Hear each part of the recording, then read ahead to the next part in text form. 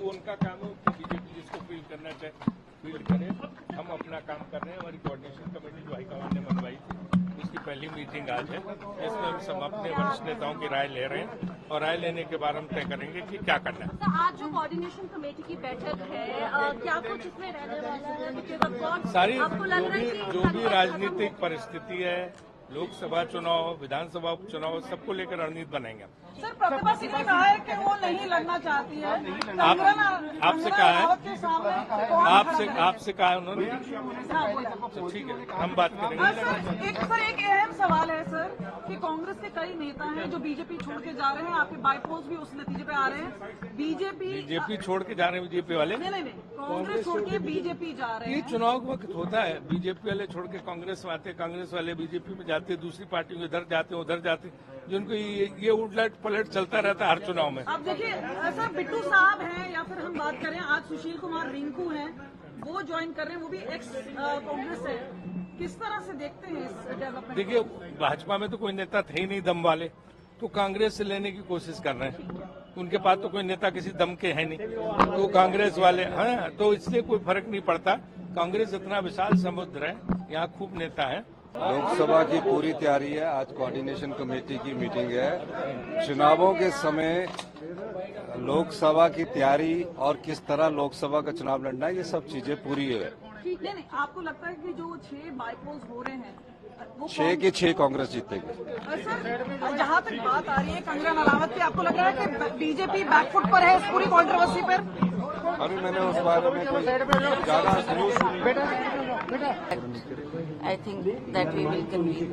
Ma'am, एक बड़ी चुनौती ये है कि जो बाई इलेक्शंस में खड़े हो रहे हैं कांग्रेस के रेबल एमएलए, उनके खिलाफ कौन खड़ा होगा? देखिए, अभी तो हमने तलाश करनी है, देखना है कि कौन सीट निकाल सकता है, उनके ऊपर चर्चा की जाएगी। मैम, मंडी से क्या आप खड़े होंगे? आप मंडी से खड़े होंगे? Are you open to contesting against Kangana Ranaut?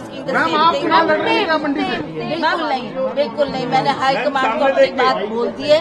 High command क्या फैसला करती है वो उस पर अब निर्भर करता है। ठीक है, कंगना को कितनी बड़ी चुनौती मानती है? अब मुझे क्या पूछना, वो तो बीजेपी के कैंडिडेट है, बीजेपी ने उनको फील्ड में उतारा है। ठीक है, जो भी होगा सामना करेंगे, इलेक्शन लड़ेंगे और लड़वाएंगे और कांग्रेस को जितवाएंगे। एक सवाल पूछना चाहेंगे कि हिमाचल में जिस तरह से हो रहा है उसी तर्ज पे पंजाब में भी देखा जा रहा है कि कांग्रेस के या एक्स कांग्रेस के कई नेता हैं जो बीजेपी में लगातार शामिल हो रहे थे। ये क्या दर्शाता है? अब इस पे सोच करना पड़ेगा और मंथन करना पड़ेगा, और हम चाहेंगे कि जिनकी विचारधारा उनसे मिलती है, ठीक है, उनको वहाँ ठीक लगा तो हम भी तलाश करेंगे कि अच्छा कोई नेता हो या अच्छा हमारी तरफ से कोई कैंडिडेट हो, उनको फील्ड में उतारेंगे और कांग्रेस को विजय बनाएंगे। पर बयानबाजी कितना नुकसानदायक हो सकती है किसी पार्टी के लिए, जिस तरीके से कंगना के लिए हुई है पर्सनल बयानबाजी? मुझे नहीं उस पर कमेंट करना है। What she said I don't know and I don't like commenting on somebody's comment. What she has said that is a personal view, I can not comment on that. ये देखिए, अब जो इलेक्शन मोड में आ चुके हैं और जिस ढंग से जिस सिनेरियो को देखा जा रहा है, कांग्रेस तो सेटल्ड है। असली विद्रोह तो भारतीय जनता पार्टी के अंदर चल रहा है, क्योंकि जो इलेक्शन है वो तो कांग्रेस पार्टी और बागी कांग्रेस, उनमें इलेक्शन हो रहा है।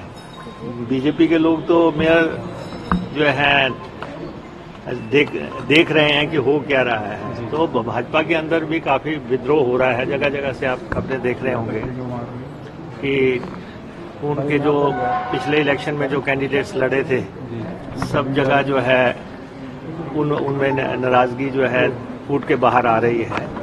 तो खेल तो अब शुरू हुआ है, जिसको कहते हैं कि जो कहते हैं ना कि खेला होना है वो तो अब होना है, क्योंकि हमारी सरकार को तो किसी ढंग से कोई खतरा नहीं है, ये तो स्पष्ट है।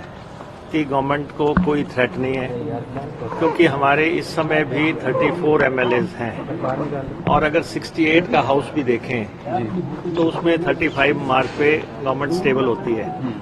तो हमें तो एक आदमी चाहिए होगा अगर 68 का हाउस हो, तो उनको जो है वो अब 25 हैं, उनको 35 करने के लिए 10 चाहिए, तो कोई मैच ही नहीं है।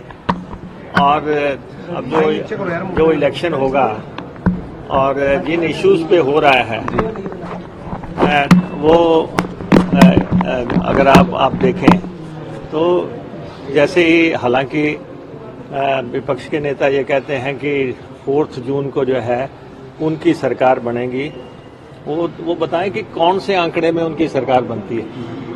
कोई आंकड़ा नहीं है। आज की डेट में अगर 6 को बाहर किया है तो 62 के आंकड़े पे आप देख लें, 62 में भी हमारे 34 हैं और उनके बागियों को भी बीच में डाल के वो 28 बनते हैं।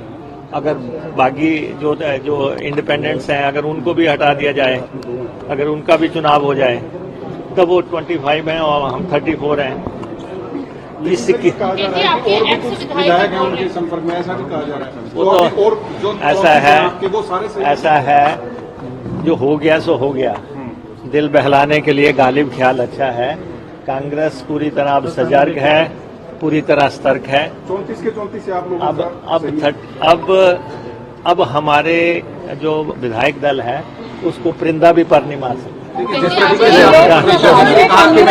मामला है वो बड़ा होता जा रहा है। आज जिस तरह से विरोध प्रदर्शन बीजेपी ने किया है उसको किस तरह से देखते हैं? आपको लगता है कि गलती कांग्रेस की तरफ से भी हुई है, खासतौर पे जिस तरह से वो ट्वीट किया गया था या सोशल मीडिया पे डाला गया था? ऐसा है कि महिलाओं की ये बात कर रहे हैं। जब हम हिमाचल प्रदेश की महिलाओं को 1500 रुपया दे रहे हैं, जब हम उसकी नोटिफिकेशन करते हैं, जब हम पैसा डालने लगते हैं, तो जयराम ठाकुर और उनकी पूरी Bharatiya Janata party election commission के दरबार चली जाती है कि महिलाओं को ये पैसा ना दिया जाए। तो महिलाओं का इशू बुझाने की बात तो भाजपा छोड़ दे। बाकी इलेक्शन आ रहा है, इलेक्शन में आमने सामने बात होगी और इश्यूज पे बात होगी। प्रदेश के इश्यूज की हम बात करेंगे। हमने 2 बहुत बड़े वायदे जनता के पूरे किए हैं। एक वायदा जो हमने हिमाचल प्रदेश के कर्मचारियों को ओल्ड पेंशन स्कीम लागू की है, वो एक निर्णायक फैसला था और वो शुरू हो चुका है। दूसरा, हिमाचल प्रदेश की महिलाओं से किया हुआ वायदा 1500 रुपये देने का, वो हमने जो है लागू कर दिया है। पर कंगना वाले मामले में क्या कांग्रेस बैकफुट पे है? नहीं, ऐसा है कि कंगना जी अभी आ रही हैं, हिमाचल प्रदेश की धरती पे अभी उन्होंने पांव रखना है। उससे पहले ही भारतीय जनता पार्टी अति उत्साह में बात कर रही है, जबकि धरातल की सच्चाइयां अलग हैं। इलेक्शन 4 लोकसभा सीटों का हो रहा है और 6 विधानसभा सीटें हैं और बड़ी हद 9 भी हो सकती हैं। तो विधानसभा का जो उन्होंने अंकगणित लगाया था वो उनका सारा उल्ट पड़ चुका है, ये हकीकत है। और 4 जून को जिस दिन नतीजे आएंगे, हिमाचल प्रदेश की कांग्रेस सरकार स्थिरता हासिल कर जाएगी।